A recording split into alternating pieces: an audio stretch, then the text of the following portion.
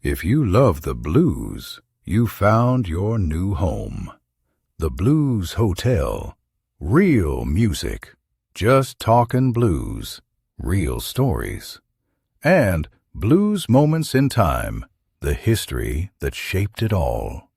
3 podcasts. 1 home. The Blues Hotel Collective. Listen wherever you get your podcasts. From the Blues Hotel Collective, welcome to Blues Moments in Time, where every groove holds a memory and every moment echoes the truth of what came before. Today, we rewind the reel, trace the footsteps, and revisit the chapters that shaped the blues. Here is our host, Kelvin Huggins. Welcome to Blues Moments in Time, the podcast dedicated to exploring the rich history and the cultural significance of blues music. Today we focus on the events of February 10th, a date that weaves together the struggle for civil rights, the mainstream explosion of the genre, and the loss of some of its greatest architects. Let's start with the cultural landscape. It's February 10th, 1979. If you turned on the radio, you might have heard a familiar gritty guitar riff, followed by the shout of, "Play it, Steve." That was the sound of the Blues Brothers climbing the charts with their cover of Soul Man. On this day, the track was sitting comfortably in the Billboard Top 20, while some purists rolled their eyes at a comedy duo fronting a blues band. The cultural impact was undeniable. John Belushi and Dan Aykroyd smuggled the authentic sounds of Memphis and Chicago into the living rooms of suburban America.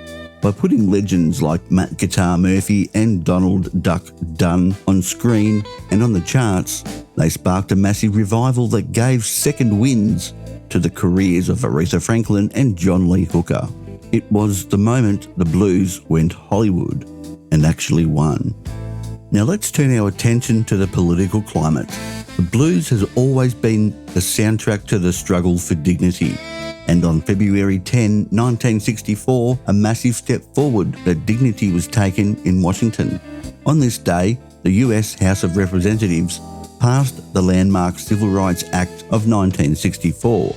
For the travelling blues musician, this was more than just headlines.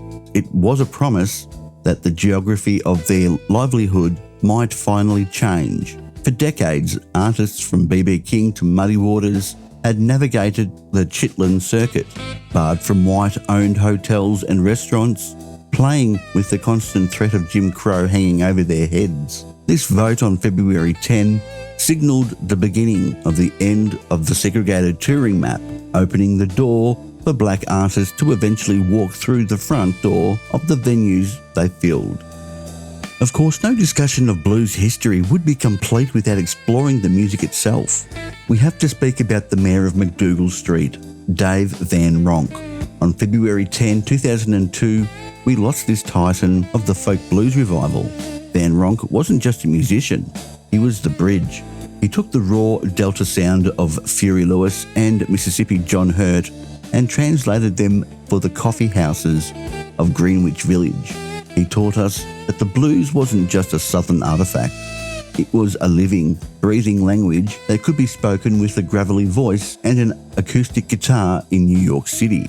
Without Dave Van Ronk, we might not have had the Bob Dylan we know, and the folk blues boom of the 60s would have lost its gruff, lovable heart. February 10 has also marked the beginning of life for some incredible musicians. In 1905, the Savoy King, Chuck Webb, was born. Though a jazz drummer, his hard-swinging style laid the rhythmic foundation for what would become jump blues and rhythm and blues. In 1914, we saw the birth of Larry Adler, a man who took the humble harmonica, the pocket piano of the blues, and proved it belonged in Carnegie Hall. Sadly, February 10 has also been a day of profound loss.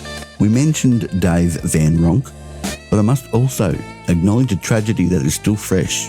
Just days ago, on February 10, 2026, the world said goodbye to Steve Cropper, the man who co-wrote In the Midnight Hour, the man whose guitar licks defined Stax Records and the Memphis sound.